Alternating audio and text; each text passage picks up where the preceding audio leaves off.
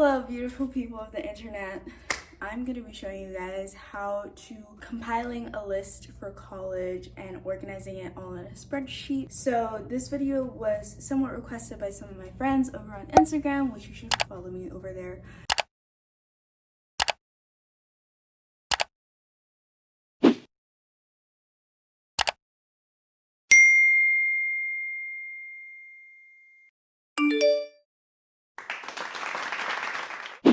So this is what I have for my spreadsheet, and I will also put who I was inspired by on the screen here. I believe her channel is called Keeping Up with Ken, and she is amazing. She is a freshman in college right now, and last year she did like a whole college series on how she got into her college and how she organized her college research. And I kind of have the same template thing that she's got going on, so I'll basically be showing you guys that, but I'll show you how it is. So first you have the school name on this side and points possible, which I will explain the point system in just a second, but first we have the school name. So I have about 30 colleges on this list. Yeah, I have 32 colleges on this list, and they're all listed here, and they also have their school colors. I just thought that was something cool, and it helps me differentiate between, you know, what school this is, because it's by color, and it looks nice, okay? And then we have scores. So basically, out of all the categories that I have, which I have 25 categories that are each worth 10 points. So out of all the categories that I have, I give the schools a score, and then that is out of 250. So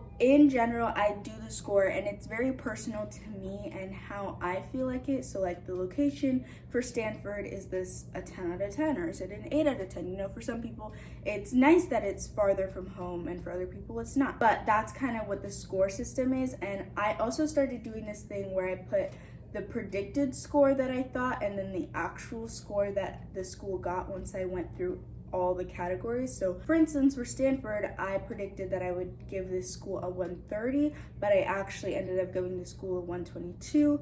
For Columbia, I predicted I would give this school a 125, while I actually gave it a 136. So that's what I kind of started doing, but as you can see, I kind of didn't finish it, but that's okay.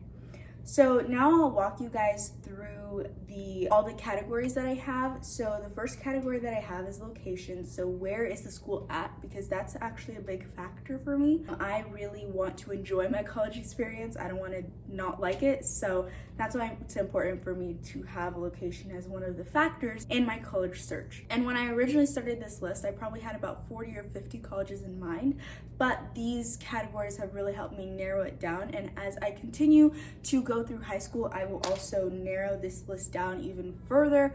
I plan to apply to about 25 schools, so I still need to knock off about 7 schools for my list. So then I also have the general ranking. It's important to know how your school is ranking amongst other colleges. Ranking is not super important to me, but it is a factor when deciding which colleges to apply to. And church was also a factor that I wanted to include in my list because I am Christian, if you don't know, but I wanted to make sure that there's at least a church nearby so that I could go to church on the weekends in college. And then the distance from home, this factor might be important to some people, but for me, it doesn't really matter whether the school is far from home or whether it's close to home or whether it's not too bad of a drive or a plane ride. For me, this doesn't really matter, but it can matter in terms of like how often I'll be able to see my family in the year, because you know, you can get homesick, and will it be cheap and efficient and easy for me to go see my family?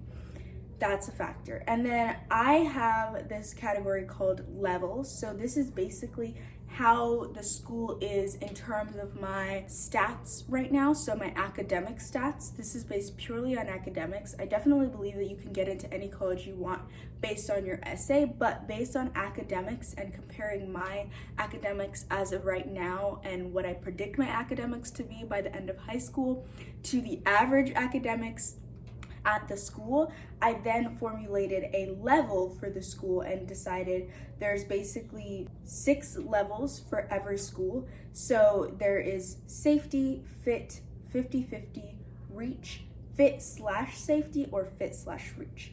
So basically, if a school is a safety, that means it's basically guaranteed that I would get into this school. And I don't have to worry too much about making my essay really, really good.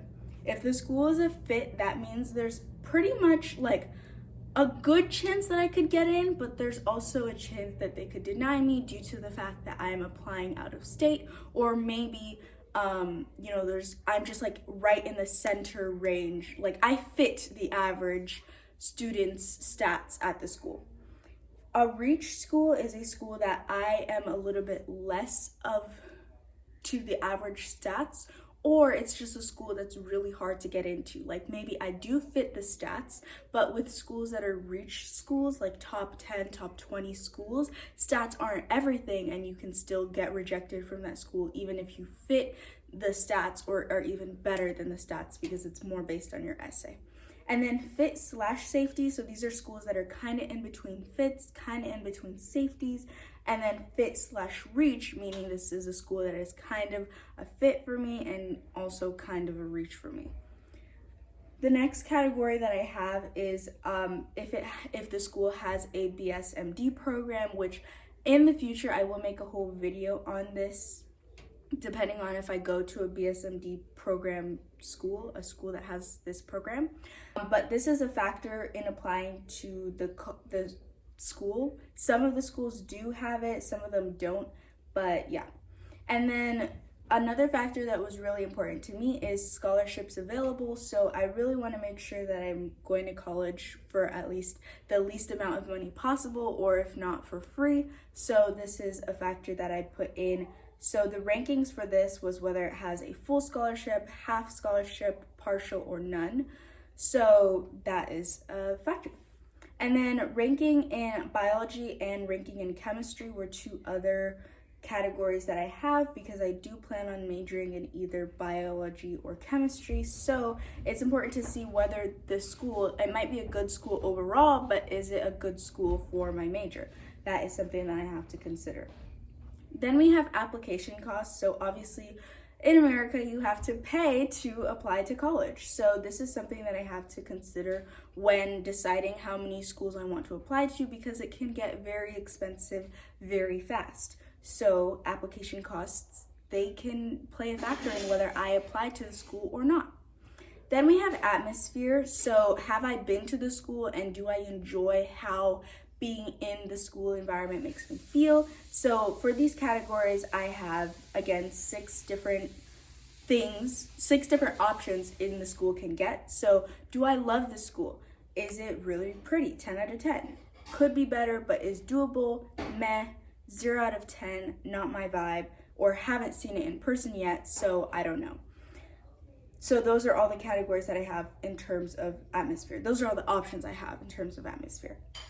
Then we have athletics ranking. So is the school D1, D2, D3, or do they not have any athletics at all? Athletics is kind of important to me, not really. I don't know whether I want to play sports in college. That's like a maybe for me.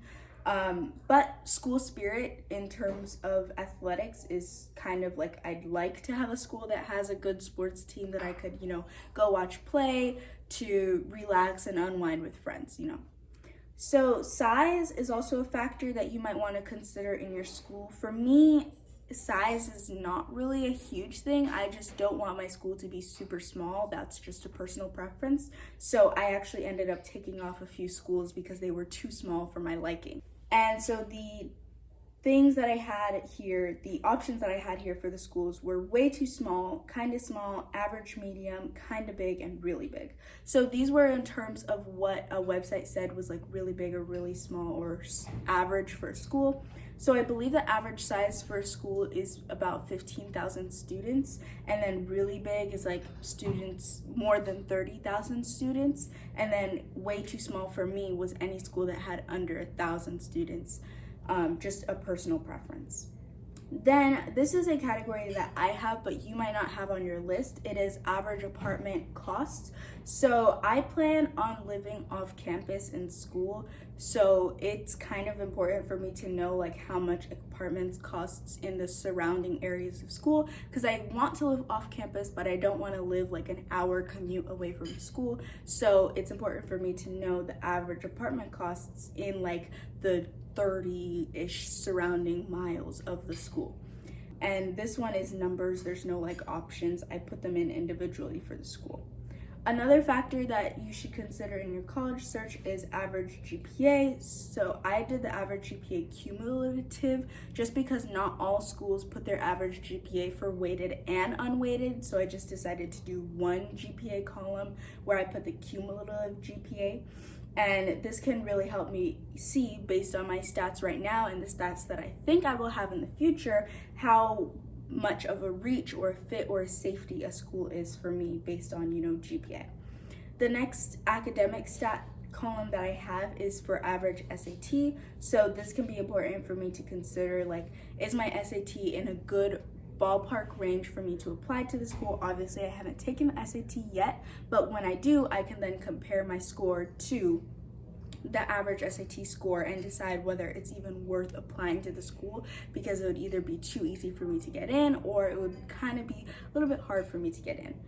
Average ACT, I do plan on taking the ACT. I'm not exactly sure when, but this is also important for me to know whether the ACT is like gonna help me or hurt me, if I should even submit my ACT score to the school.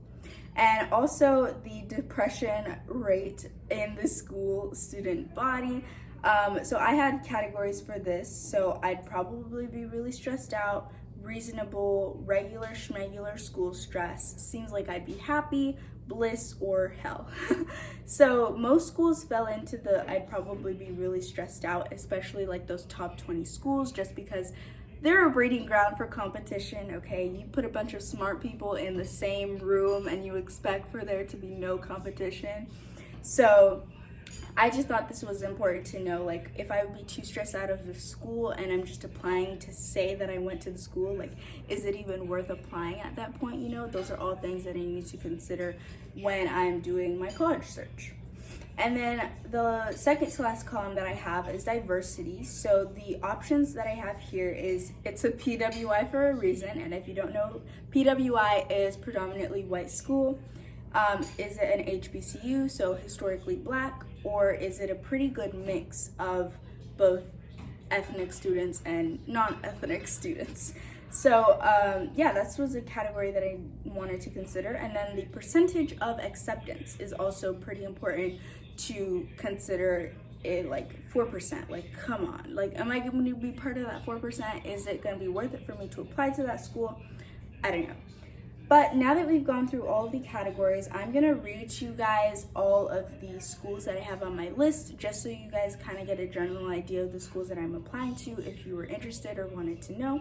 So, and this list is subject to change at any time. So if you're like, oh, Mariana's applying to this school, like, I could not be applying to it. Like, this list changes probably like a lot, but just a general idea. So I plan on applying to Stanford, Columbia, NYU, University of Pittsburgh, UMKC, USC, University of Miami, UCLA, University of Michigan, UCSB, Howard, University of Connecticut, Georgetown, Yale, Vanderbilt, Chicago, Johns Hopkins, Michigan State, University of North Carolina at Chapel Hill, University of Georgia, American University, University of Hawaii, University of Delaware, University of Wisconsin, Loyola Marymount, DSU, UC Riverside, UC San Diego, and Wayne State University. So again, like I said, this list is subject to change, but I just want to reiterate. And I'm gonna actually create a whole new document and show you guys kind of how you can do this and some tips and tricks for using Google Sheets. So we will do that. Okay, so I am going to go to Google Sheets and you're gonna create a blank document. And I'm just gonna title this sample college list / research.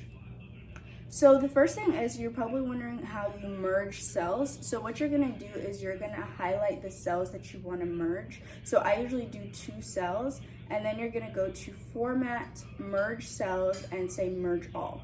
Now I looked and I searched the internet for this, but there is no shortcut available on Google Sheets for how you can make this quicker. So you have to go in individually and do this for all of the cells that you want to merge. and you just have to, okay? You have to do it, and there's nothing you can do to stop it. Yeah.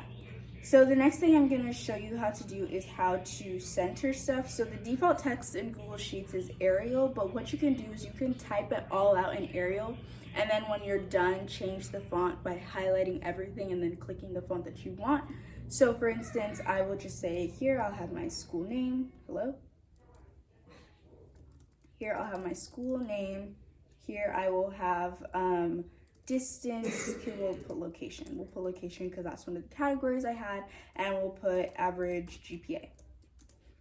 And so now that I'm done typing these, then I'm going to highlight all of them, and I'm going to change it to Times New Roman because that's what I want. And I'm also going to put it in 12-point font.